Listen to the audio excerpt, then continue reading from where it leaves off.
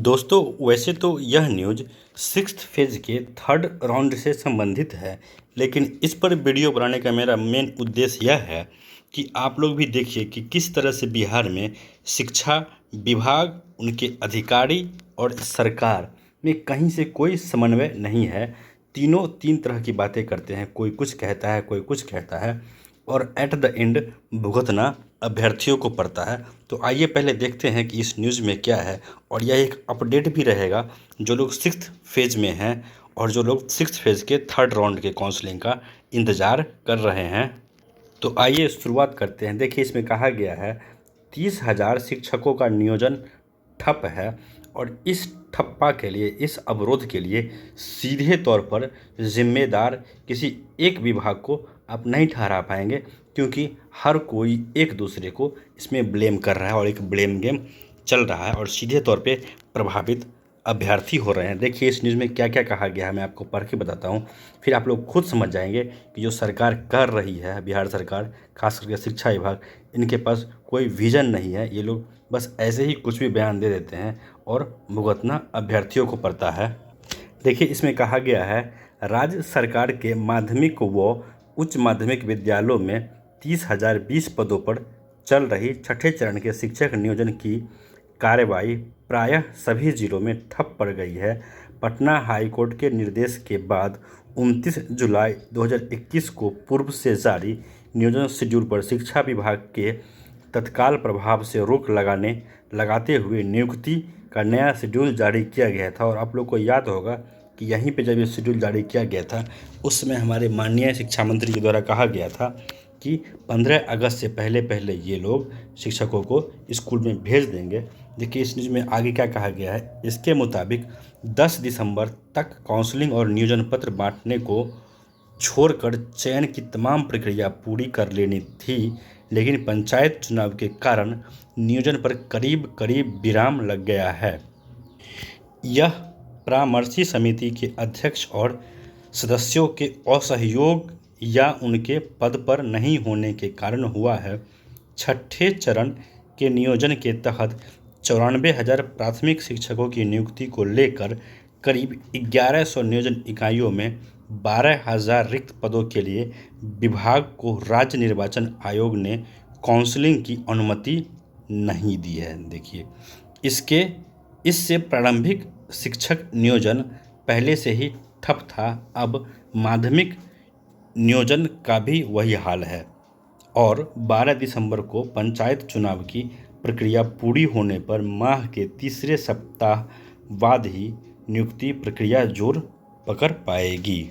यह तो था इस न्यूज़ का में जो बातें कही गई हैं वो, लेकिन सरकार का लापरवाही और इनके अधिकारियों के बीच में जो कोऑर्डिनेशन नहीं है, समन्वय नहीं है, वह आपको समझ में आएगा यहाँ जो बातें लिखी हुई हैं इनसे।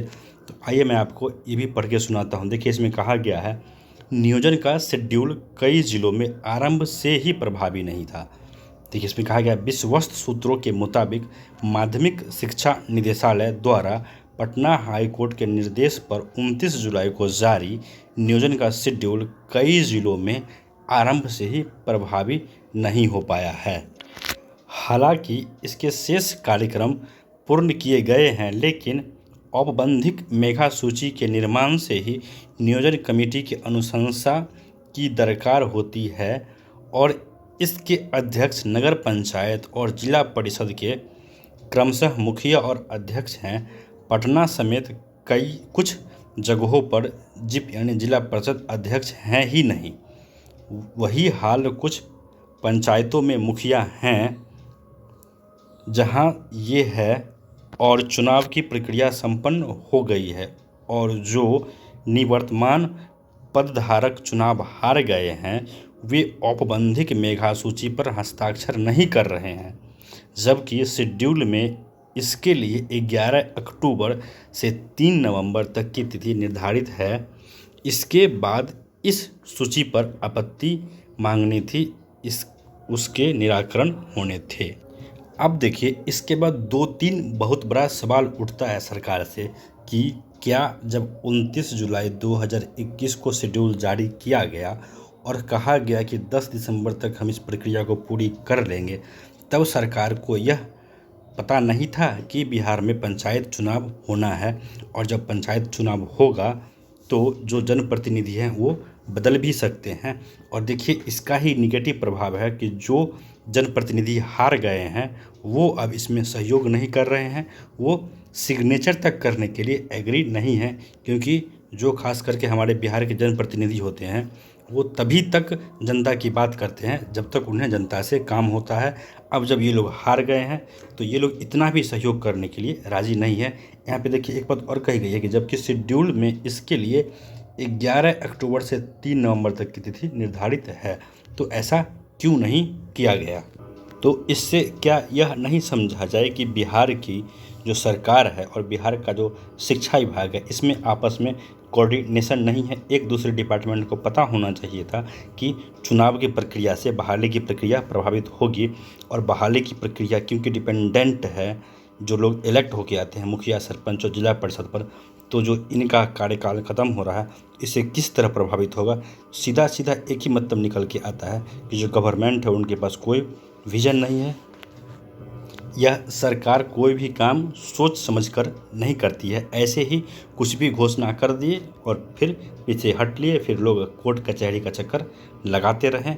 और इसमें एक और इम्पोर्टेंट न्यूज़ यह भी दिया गया है कि नियोजन 12 दिसंबर के बाद ही हो सकेगा शुरू, यानी कि 6th फेज़ का जो 3rd राउंड होना है वो अब 12 दिसंबर के बाद ही शुरू हो पाएगा, उससे पहले संभव नहीं है, क्योंकि सबसे ज़्यादा इम्पोर्टेंट है सरकार के लिए चुनाव करवाना। शिक्षक की बहाली तो कभी बाद में भी करवा लेंगे, बच्चे वैसे भी पढ़ के क्या करेंगे जब गांव घर में बच्चों को ब्लैक में दारू ही बेचना है। इस वीडियो में इतना है। वीडियो देखने के लिए आप लोग का बहुत बहुत धन्यवाद।